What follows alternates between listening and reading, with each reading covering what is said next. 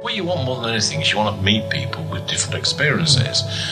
And I've always sort of found you would see things that you would not automatically have come across.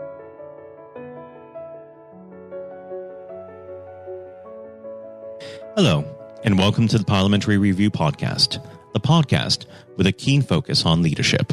I'm guest host Matthew O'Neill, and in each episode of the podcast, we're joined by directors, CEOs, CFOs, government ministers, chairmen, presidents, and maybe one day even heavyweight boxer Donald Trump. The aim is to discover who these people are, the people who get up each morning and make Britain work. We discuss everything from the content of the Labour Party manifesto to how business leaders continue to disrupt the status quo, and of course, the innovation and successes that make it all worthwhile in the end. We also get their take on the political and economic state of the country. Later on in this episode, you'll have the chance to hear our exclusive interview with Lord Pickles, former Secretary of State for Communities and Local Government, Chairman of the Conservative Party, and of course, currently co-chair of the Parliamentary Review. But for now, we're joined by David Wildman, Managing Director of General and Medical Group. Initially, a finance and insurance brokerage that specialized in offering leasing and hiring contracts on medical equipment, the group now offers a variety of finance and general insurance services. Now, a leading light in the private medical insurance sector, General and Medical Group has offices in London, Peterborough, Guernsey, and Texas. David, hello. Hello. Thank you for coming on the podcast today. That's great. Looking forward to having a chat. Excellent. So it's been a year since General Medical appeared in the review. What have you and the company been up to? Well, we've been very busy over this year. From our time and from the article that appeared, we're still very much moving forward. We're developing what we're doing with our health insurance, which is very much core to the business, and we're looking much more at doing much more corporate healthcare. Our office in London has been busy growing. In London, we have our international office, which is, I suppose you would describe it as a fairly typical international brokerage, which does other things. But very much we've had a busy year, and it's looking very good. We've grown over the previous years, and so, still okay. We're still here. Oh, fabulous. Well, why don't we take a step back for a second and go back to the beginning? Explain the scene when you started the business. How did you crack the industry with a word processor, a fax machine, and a filing cabinet?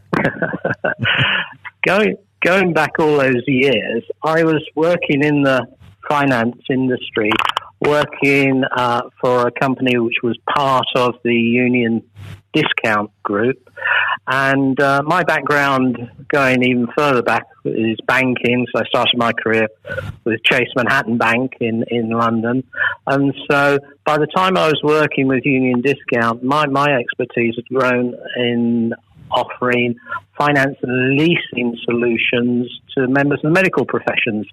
The clients I was dealing with, we were getting a lot of inquiries. I was getting a lot of inquiries about how could I help them with other aspects of their business, especially with insurance aspects to the business.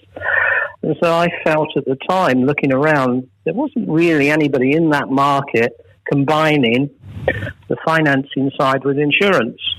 So to cut a long story short, thought, why not? Let's see if we can make this work. And so that's really why I started way back in the late 1980s. Mm-hmm. And that really is where sort of the business started to grow. I started it off as a finance brokerage. The business grew from that, and we were using private lessors' money to help fund the contracts we were putting out to the medical professions, and then beginning to add to that insurance services that will be useful and relevant to those practices that we were dealing with. Now, please go on. Yeah, carry on. Please go on. And it was from there that it really started to grow, because the company that I started became the sort of go-to place where you could get services for both finance and insurance in one place, which was good for the client. It was saving them time, and we were beginning to put sort of joined up thinking together around what they needed within the practice. And really, that really was the catalyst. I felt I had something that was different, and I always feel you do need something that's just a bit different to get you started. Something that really you can focus on. Oh, fantastic! Now you have a rather unique and potentially unfashionable belief in growing a company with a solid foundation and minimal outsourcing. Talk me through the thought process behind this. Yeah. Well, in the early days, when I started the company, we did use outsourced services from various companies to complement what I was trying to do, which was to bring a basket of services. Once we started with finance and insurance, talking to the practices we were talking to, and we'd become very well known in the dental world for helping dental practices, I looked to see what other services might be relevant to that industry and started, as it were, buying in services. What I found was, well, we had, or where any problems occurred, they tended to occur with the outsourced services. So I learned very quickly the best thing to do is to try and make the services available from in-house. And that's stuck with me ever since, on the basis I've always felt that if you control the service, you're in the best position to make sure that service is as best as you can possibly make it. And if something goes wrong, you can deal with it. You can fix it. And so I've always felt that is the best way forward, especially for smaller companies that are trying to build a good reputation within the marketplace.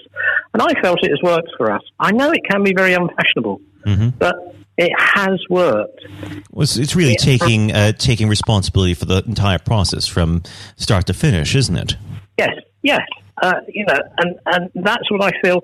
When you have a client, you have a moral responsibility to look after that client, to give that client the best service possible. And so that then transpires into further business in the future when those clients talk to others, and there is a really, there is a strong reason why you're doing that. You're looking after your client, and that in itself will develop business for the future. It possibly takes longer that way, but it means that you can grow a very, very good, strong, secure business for the future and hopefully have plenty of very happy clients.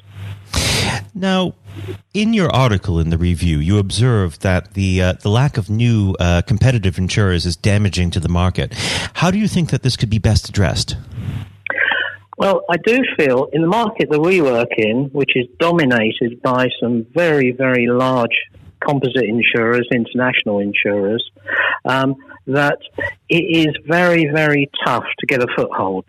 And so what that means is that there is not the growth within the industry of new entrants that you might see in other industries that are not dominated by such large entities. You get the same, and we've seen the same happening within the banking world, and almost within the banking world there's had to be a really strong push by government to try and bring in some new blood into the industry. With the insurance world, what tends to happen is that the big composites, they tend to dominate in a lot of areas that the user of the services may not be aware of.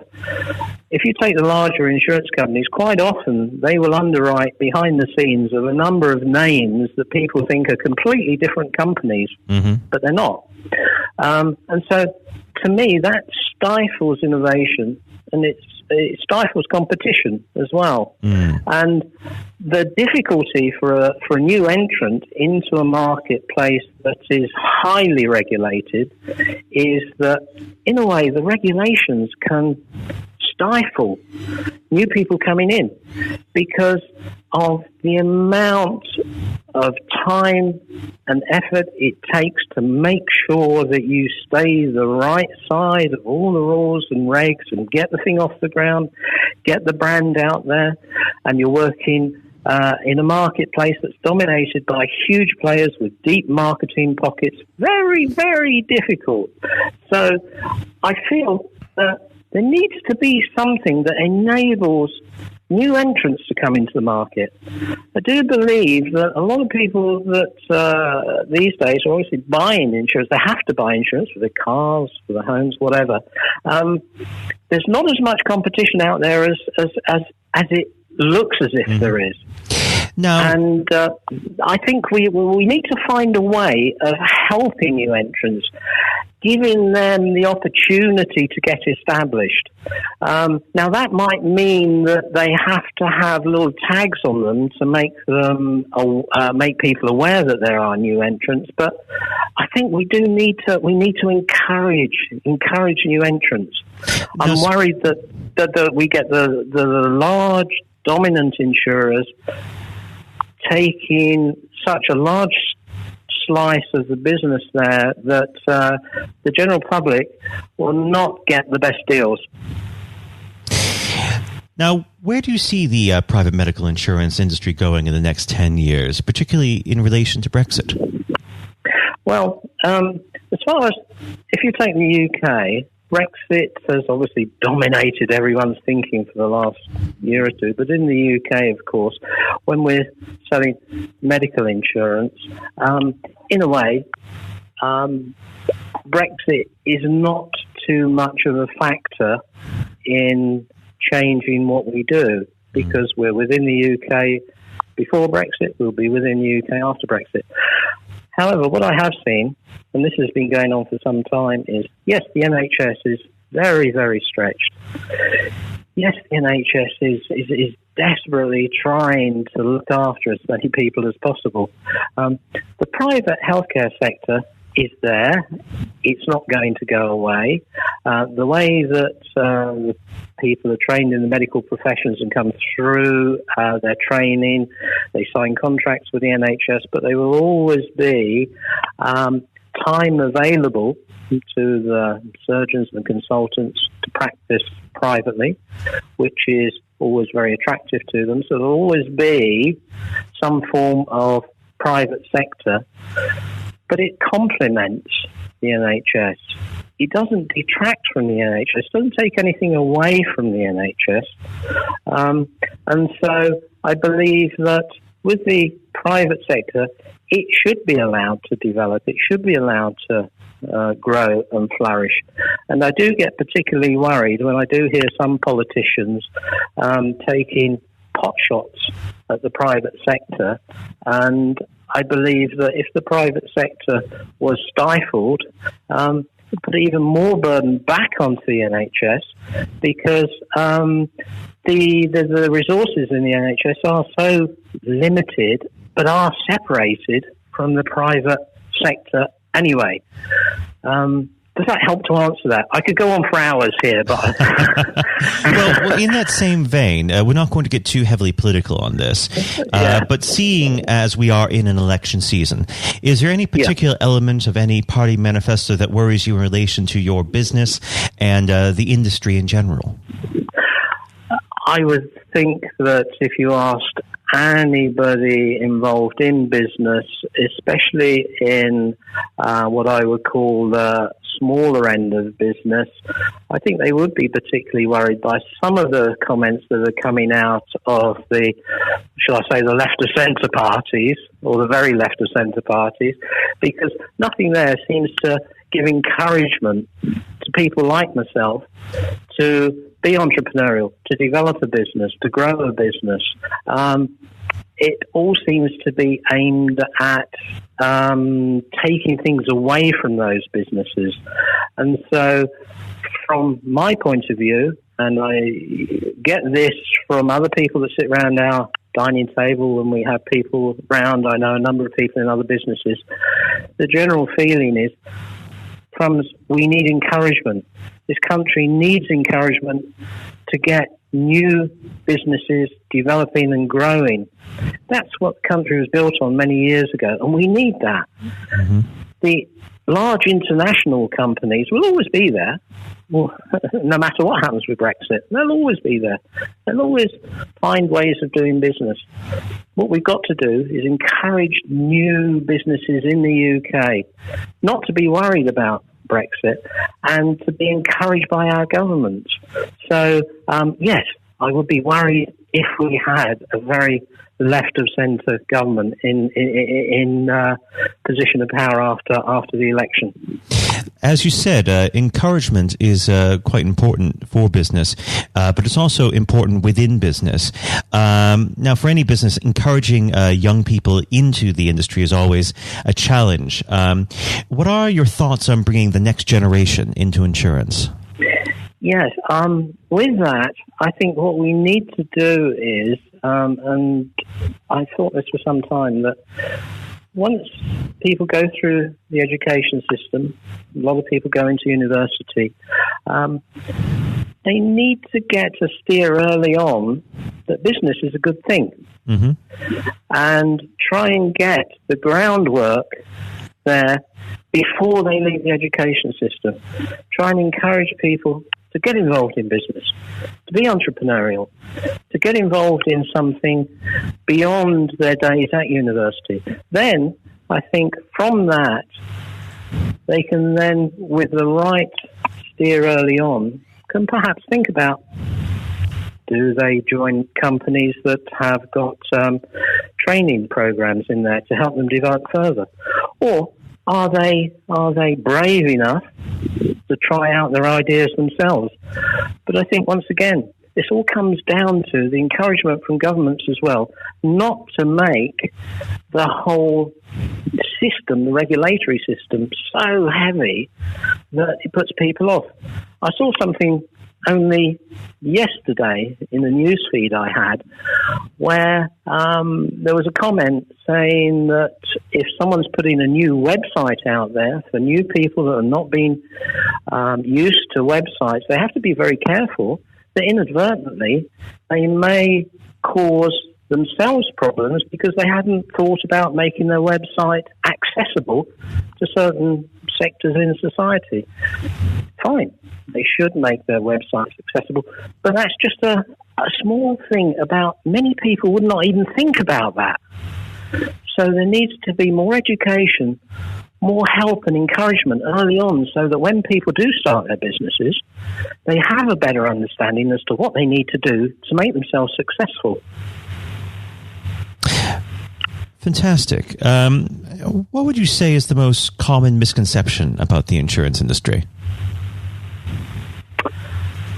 I think it's really that most people don't give it much thought. They treat insurance generally as a necessary evil in a lot of cases. It's there when you need it, that sort of thing. Yeah, and I think a lot of people, that's about as far as it goes with a lot of people. With things like car insurance, they realise they've got to have it, and they think, oh my gosh, I've got to spend whatever this year on car insurance, and probably don't give it much more thought than that unless they have to make a claim on it. And it's similar with other insurances. I think, once again, it's getting the message out. I think the industry itself has to get the message out there that insurance is there for a good reason and it is very, very helpful and useful. And it shouldn't be looked upon as a necessary evil or something that you buy with a grudge, as it were. And I think it's the industry's fault for not getting that message out there better than it has in the past. Well, certainly you've been an excellent vocalizer for this. I do thank you for joining us today, and I look forward to speaking with you again at some point near in the future. That's great. I look forward to that. See you soon. Thank you, David. Thank you. I hope you all enjoyed our chat with David, especially learning more about the challenges facing the sector and how the whole team at General Medical Group are continuing to raise standards. If you haven't heard it before, coming up now is host Jonathan White's interview with the Parliamentary Review's co-chair, Lord Pickles. Lord Pickles was Secretary of State for Communities and Local Government under David Cameron, before receiving a peerage in 2018. Lord Pickles remains active as the UK's anti-corruption champion and the country's special envoy for post-Holocaust issues, as well as being a keen vexologist, or flags to you and I. I hope you all enjoy listening. Back to Jonathan. Eric, thank you very much for joining us today. Pleasure. Now, I'm sure you won't mind me reminding the listeners that you've been involved in politics, both local and national, for quite a number of decades. Indeed, before the days we were in the common market. Given your experience over those years, what thoughts have you had over the last few weeks and months about the current political situation the country finds itself in? Situation is quite dire because we have a parliament that is by and large useless. It's like a bored teenager on a long drive, and it knows what it doesn't want, and it's so bored with Brexit, but it can't agree. So no matter what you put up, it's against it. Are you in favour of a referendum? No, I don't want that. Are you in favour of remaining within the single market? No, I don't want that. Are you in favour of... No, I don't want to do that. No. And are you in favour of leaving without a deal? No, we don't want to do that. So it's against everything, but there isn't enough votes to be in favour of something. And it could be by the time this podcast goes out that Boris has started on the process of the bill, because we'll be voting on that today. But even then, what people don't seem to understand, this is not the end of Brexit. Right. This is barely opening the door of Brexit. We've got years of negotiations about trade agreements, relationships with Europe, putting down pieces of legislation. We get our agriculture, our fisheries, our financial services into place. Brexit is going to go on and on and on and on. I'm sure we are. Now, the question is, I should actually remind listeners that we are talking on the day that the second reading of the European Withdrawal Act will take place. So, as we speak, we don't quite know. As, well, perhaps like the government front bench, don't know what's going to happen.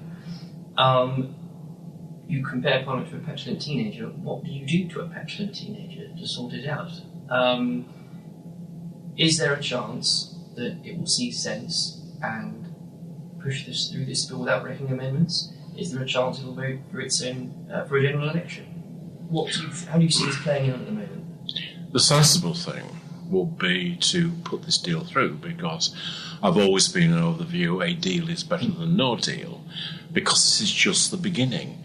In order to start the process of Brexit, start the process of the United Kingdom taking over powers that it's not really exercised for 40-odd years, the smart thing is to get this thing through now. But in a way, it's not about Brexit itself. If there was a free vote, this deal would have gone through. Mrs May's deal would have gone through. But it's about politics. It's about a Labour Party that thinks it has a chance, trying to make the Prime Minister, whether it was Theresa May or Boris Johnson, look as though that they are in office but not in power, of delaying as long as possible. There's a lot of talk about an election in the autumn, maybe back end of November, beginning of December, something for us to look forward to before Christmas. It's beginning to look less likely. It's beginning to look as though they might want to drag it into spring to get as far away as possible from the rather decisive moment that Boris came back with a deal. We have to remind ourselves that nobody thought he could deliver a deal, and it does quite shock them. And if you remember, all this process went through in order to ensure that we were left without a deal. When we have a deal, suddenly, oh no, it's not that kind of deal. We don't want that kind of deal. We want something different. I think the vast majority of people in this country, whether remain or leave, now would be very satisfied for this to come to a amiable conclusion. And as you correctly just said, because when it does come to those in the opposition claim to want this to end, and then introduce wrecking amendments that introduce new objections to it, the general public are getting quite frustrated. But you've got to understand that quite a lot of people don't get beyond a small area within Westminster, sometimes cliche referred to as the Westminster bubble, and go back to their own patch. Now, by and large, everybody hates their MP, except when they're at home, doing the fairs, wandering around, helping people. So they, in a way, they're closeted to that great, which I feel is coming as a tsunami of change. You, of course, MP for Brentwood for 25 years. Absolutely. What would you? I mean, of course, you resident there as well, despite being a proud Yorkshireman, obviously representing a good Essex seat. What would you say to your constituents right now? Hang in there; it'll be all right. Well, it's different when you're a member of Parliament because you've got to kind of toe the government line a little bit. So one thing I found now is I've got my weekend back and I say what I want, and I think I always say to our constituents is that it is pretty hopeless down there. Excellent. Well, on that, I think, honest assessment, it's something I think the Parliamentary Review has always done quite well, talking frankly about problems, issues, and also not just good practice, but leadership. Well, I was used to read it when I was a member of Parliament, because, what you want more than anything is you want to meet people with different experiences, and I've always sort of found it quite a kind of a chatty magazine, but also you would see things that you would not automatically have come across. I certainly have attended the receptions over the year, and it's amazing the things you kind of pick up. And I think it's important to stress it's not because politicians are uninterested, because honestly, as you all know more than anyone, it's an issue of time.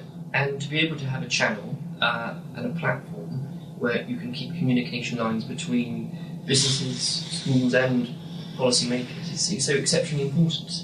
I think so, and it's important that it's beholden to nobody. People,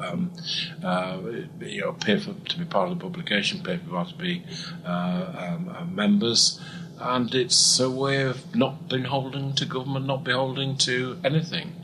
Now, echoing the words, of course, your fellow Chairman Lord Blunkett has said, what some might not know is that you started your political journey perhaps even further left than David Blunkett. Absolutely, I was a communist. Now, what was it? At the age of 14, I was bought the Trotsky's History of the Russian Revolution, and I read it from cover to cover. I tried to read it a few years back, and I just couldn't follow anything. Oh, so I was going to say perhaps you might know the minds of the show front bench better than they do themselves. From my position when I first joined, I would regard them as recalcitrant running dogs of the capitalist system. Now, what was it then that moved you from radical Marxists to running the only inner-city council controlled by the Conservatives in the 80s? Well, I was very young, and I was fascinated by what was happening in what was then Czechoslovakia and Dubček, and the revolution that was taking place there inside communism, and the way in which he was repressed by Mr. Brezhnev, and the tanks and taking over. I was so angry. And I'm 16, remember. I'm really angry. I thought, what's the most outrageous thing I can do? I'll join the Conservative Party as a protest. And I kind of sticked around, and my family thought it was the funniest thing that ever happened to it. I was Eric the Tory.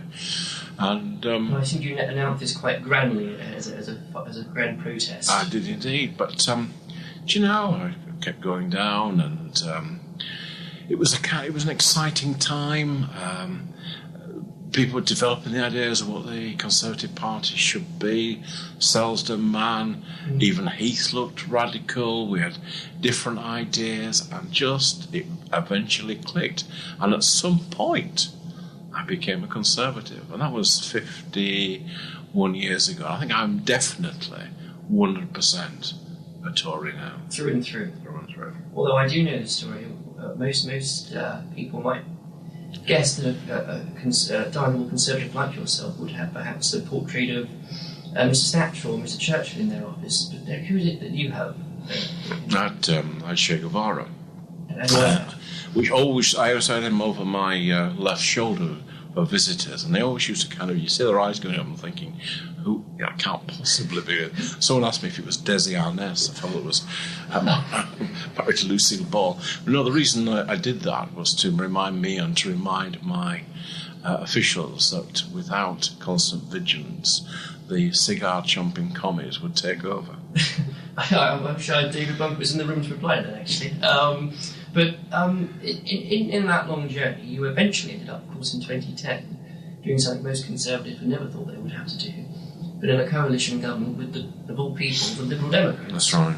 Now, for something I think perhaps today more than ever, people and our politics seems to be almost wholly determined on how we voted in a referendum 3 years ago. Yeah, I mean, the most normal thing would happen after something like that would be the country would come together, and if anything, we're more divided. I mean, I thought working in the coalition, I'm proud to have been part of that coalition. I'm proud to have worked alongside the Liberal Democrats, who I think realised that, like all minority partners in a coalition, they would suffer at the polls. Do you think we've lost the ability recently as a people to work with those that we might disagree with on issues more than we used to? I'm not sure that's right.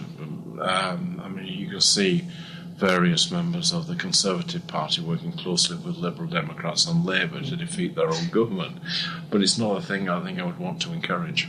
Quite. And I should remind listeners, we are recording this in Victoria, just over the road at Cardinal Place, a fantastically new development site which wouldn't have been there without some of your legislation. What was the proudest? I personally approved it. Absolutely. What was the proudest moment, do you think, in serving Secretary for 5 years?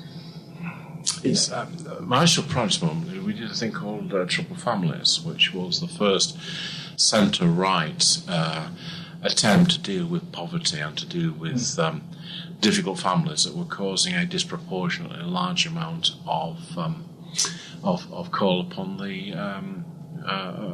the state, and it was on the basis of tough love. It's on the basis of getting people into jobs. It was about dealing with the kind of the family as a whole, not just one or two individuals that were having a problem. And I'm pleased that it's continued. And since, I should very much stress that since, of course, you're stepped down to being an MP, you do have your weekends back, but that's not to say you haven't remained very active and very busy. Of course, continues the government's anti-corruption champion, shone the harsh light of day over malpractice in local government. Indeed, the Queen's speech we've just had includes some of your recommendations from 2016. I think a couple of things on that. First of all, are you surprised, I may imagine you may not be, at some of the backlash towards, in this country, introducing voter ID for voting? It is absurd, and it's particularly absurd coming from the Labour Party, because it was largely Labour's vulnerability that got my interest in trying to do something about it. And it's a bit like saying, you're requiring people to show some ID, that this is suppressing voting. It's a bit like saying that the post office is suppressing parcels because they demand to see some ID. I think they've got a bee into their bonnet that this is something like that goes in the state to repress it. It's not. It's about giving confidence to the system. Now, the Electoral Commission and foreign observers have warned us for such a long time that our electoral system is vulnerable. And it's to misquote John Major, we are really sort of old maids cycling to Evensong and Wildman. Yeah, I mean, it's such a basic thing. It's an important thing. And it was kind of interesting in some of the trials. They did a focus group with a bunch of young Asian girls. And they said they thought the process of a photo ID would actually give them a greater confidence in the fairness of the system. I make all kinds of recommendations to stop postal vote harvesting, to stop various fraud taking place, to stop intimidation at counts, to stop intimidation outside polling stations. And I think you referenced it earlier, the Westminster bubble. A lot of the places where this occurs and the places where this does go on are places where perhaps many members, many people in the press don't usually go to.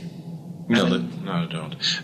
We saw a YouGov poll that said the overwhelming majority, well in the 60%, thought this idea was sensible. Yeah, and I imagine I'm quite proud that recommendation is in the speech. Yes, I mean, I'm a bit frustrated they didn't do it sooner, but nevertheless, I'm very happy that they are doing it. It's as if the government's time has been taken up by something else and we've not focused on anything domestic. Absolutely.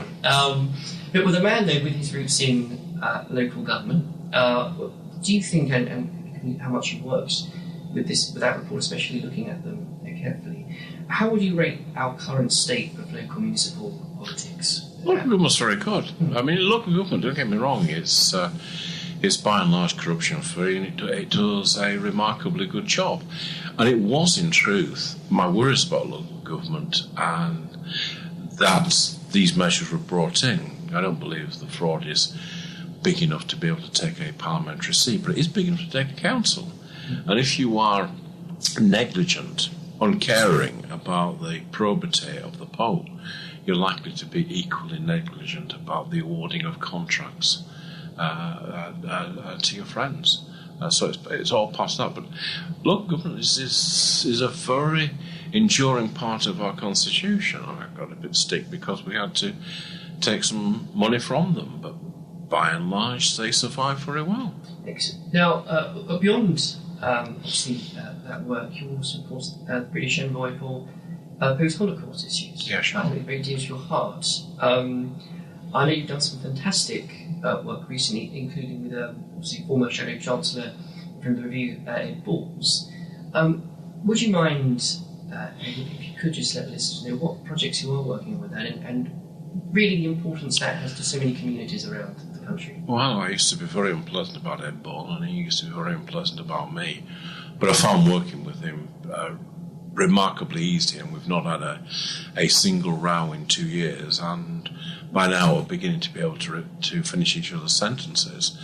We're building a memorial to the Holocaust next to Parliament with a learning centre below it, and the reason why the Prime Minister chose that site is that it was David Cameron, and he wanted to ensure that when people left the memorial, they would look and see Parliament and recognise that it was the last bastion against tyranny.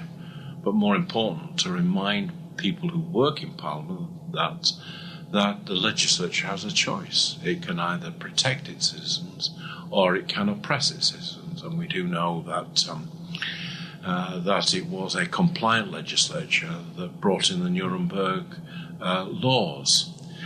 And at a time when there are parts of Europe that are seeking to rewrite their history and seeking to see themselves as only the victims of the Nazis, I'm determined that we should tell the truth in an unblinking way. We are, I suppose, at a critical crossroads when the last survivor is likely to be no longer with us within the next decade and a half. And at that point, we do know that history starts to be reassessed. I think it was Simon Sharma that talked about this. And he was referring to the French Revolution. And of course, most of the books written in the 1850s are the ones that have shaped our view of the French Revolution. But the difference is this, that slightly over 100 years ago, my grandfather Edgar grabbed hold of his Lee Enfield and walked out of a trench in the Somme and walked towards the Germans. And within a few minutes, most of the people he'd been brought up with, most of his friends were dead. Nobody doubts that he did that. But there's a whole industry out there that doubts that the Holocaust took place. So that's why it's important that we help frame that narrative. And you reference as well, it's so important, especially at this time of history, of 7 years afterwards, that young people in schools get the correct education about it. How do we compare as a country in doing that compared to some of our European friends? We I think, compare remarkably well, particularly because we've got a mixture of things. We ensure through the lessons of Auschwitz that 2 pupils from every secondary school go to Auschwitz each year, that they have a preliminary meeting, a visit and a wrap-up. We ensure that Holocaust Day is remembered in January. Now, I can remember starting that, or not starting it, but being part of a foot soldier of people that put it together. And, it was like one man and a dog, but now it's quite a massive, it's a massive event. So I think we are quite good at remembering that. I think where we perhaps do need to have a wider understanding is beyond the death camps. And we need to kind of understand the Einsatzgruppen, which was the roving murder squads, how important they were. You were more likely to have been shot in a ditch than to end up in a death camp. The hinterland of that is Lithuania, where I was last week talking to colleagues, and through Belarus and the Ukraine. And it's really important that we ensure that we register where those death sites are. And I think certainly, and I'm going to sit down next to speak, which hopefully won't be too long away. I think we'd be very happy to keep updates on how that project is going, because it's so important and people do need to be aware of it.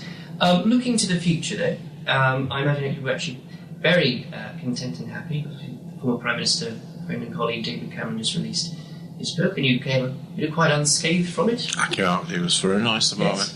I even bought the audio version because he was reading it, and he obviously, but there was a fair bit of affection, and I'm rather glad they left out one or two of the other embarrassing things. Maybe another time. Yeah. But it's important, I think, and I'm conscious of the time.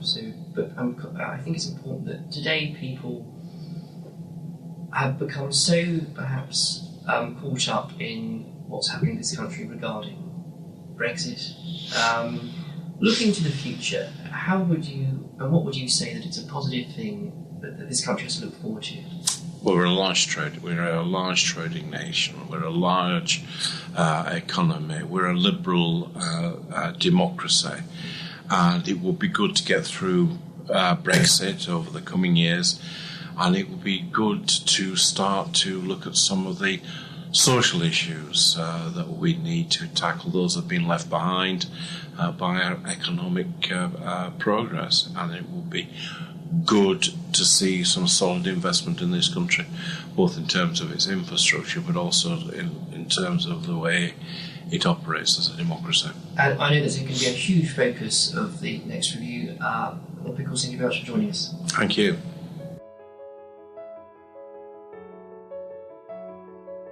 As always, it's been a pleasure interviewing and learning from our guests.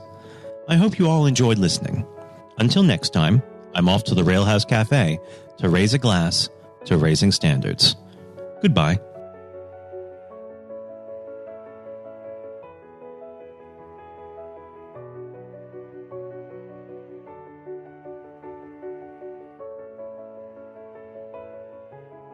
Thank you for listening to our podcast. You can find every episode on iTunes, YouTube and Spotify.